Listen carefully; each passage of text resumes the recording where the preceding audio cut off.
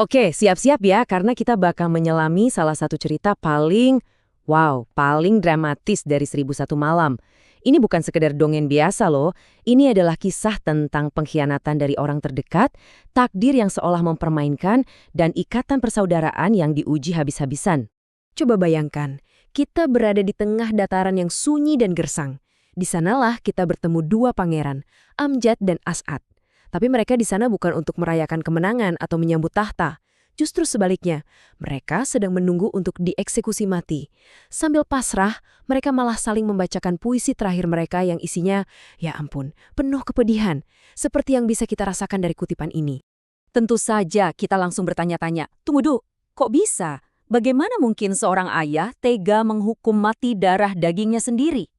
Nah, pertanyaan besar inilah yang menjadi jantung dari keseluruhan cerita kita. Jadi, gimana ceritanya sampai bisa begini? Untuk memahaminya, kita perlu mundur sedikit nih, melihat momen-momen krusial yang membawa mereka ke adegan tragis di dataran sunyi itu.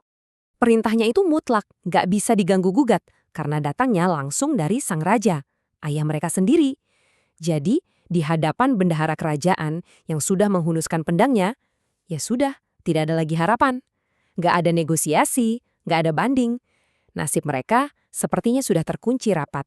Nah, disinilah ceritanya jadi makin rumit dan menarik. Ternyata, akar dari semua masalah ini bukanlah kesalahan yang diperbuat oleh para pangeran, melainkan ada rahasia keluarga, ada kebohongan besar yang selama ini tersembunyi dengan rapi di balik dinding istana. Dan yang paling ironis, ayah mereka sendiri, Sang Raja Komaruzaman, dulunya benci banget sama yang namanya pernikahan.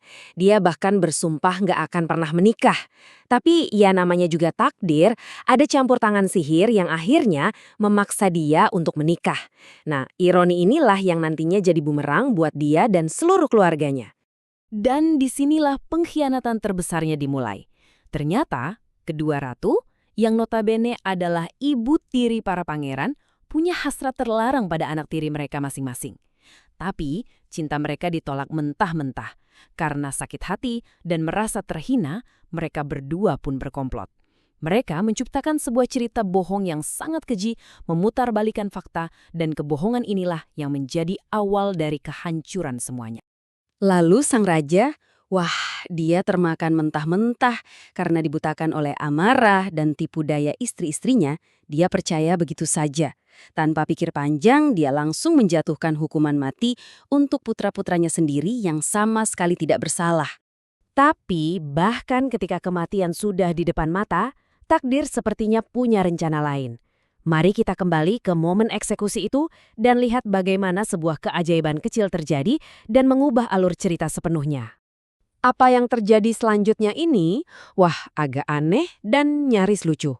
Kuda si Algojo tiba-tiba mengamuk dan kabur.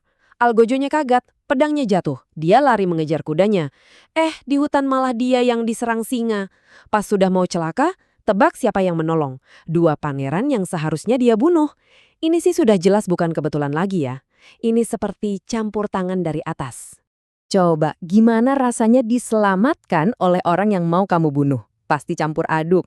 Si bendahara ini akhirnya merasa sangat bersalah dan berutang budi. Dia nggak tega, jadi dia puter otak. Dia lumuri baju para pangeran dengan darah singa, lalu lapor ke raja. Sudah beres, Baginda. Sebuah kebohongan untuk menyelamatkan nyawa. Sementara itu, Amjad dan As'ad kabur ke alam liar, memulai babak baru hidup mereka sebagai buronan. Dan disinilah bagian paling tragisnya. Kebenaran akhirnya terungkap juga. Sang raja menemukan surat-surat bukti bahwa anak-anaknya tidak bersalah. Tapi semua sudah terlambat. Dia sudah terlanjur percaya mereka telah tiada. Akhirnya, dia hanya bisa hidup dalam penyesalan yang mendalam, sebuah penjara kesedihan yang dia bangun untuk dirinya sendiri. Oke, para pangeran memang selamat dari hukuman mati. Tapi jangan kira cerita mereka akan berakhir bahagia. Justru, cobaan mereka baru saja dimulai. Setelah sebulan berkelana bersama, takdir yang kejam sekali lagi memisahkan mereka. Dari sinilah masing-masing memulai perjalanan hidup yang sangat berbeda. Coba kita lihat, nasib mereka kontras banget kan? Asad nasibnya apes, dia ditangkap oleh penyembah api yang kejam dan jadi tawanan. Sementara Amjad, saudaranya, justru diangkat menjadi wazir atau menteri utama di kota yang sama berkat integritasnya. Dua saudara, dua ujian hidup yang benar-benar berbeda dan sangat berat. Waktu pun berlalu tahun demi tahun. Wazir Amjad yang sekarang punya kekuasaan besar hanya memiliki satu tujuan dalam hidupnya, menggunakan posisinya untuk menemukan saudaranya yang telah lama hilang. Dia pun membuat pengumuman ke seluruh penjuru kota, mencari pemuda dengan ciri-ciri saudaranya, dan menawarkan hadiah besar. Dan tebak, pengumuman ini sampai ke telinga siapa? Satu-satunya orang yang bisa membantu, yaitu putri dari orang yang menyekap As'ad. Ternyata, dia diam-diam jatuh cinta pada As'ad dan telah membantunya bertahan hidup selama ini. Akhirnya wanita itu membawa Pangeran As'ad ke istana sang wazir. Dan di momen inilah, dalam sebuah klimaks yang sangat emosional, takdir akhirnya menyatukan kembali mereka. Dua saudara yang terpisah bertahun-tahun akhirnya bertemu lagi, penuh tangis dan haru. Pertemuan mereka menjadi awal dari terungkapnya semua kebenaran. Jadi, reuni mereka pada akhirnya tidak hanya mengakhiri penderitaan pribadi mereka, tapi juga membawa keadilan bagi seluruh kota ketika semua kejahatan dan kebohongan akhirnya terbongkar dan pelakunya mendapatkan ganjaran yang setimpal. Jadi kalau dipikir-pikir lagi, apa sih yang sebenarnya menggerakkan cerita ini? Apakah semua ini karena permainan takdir dari jin, kutukan keluarga, atau jangan-jangan ini semua hanya akibat dari kelemahan manusia biasa?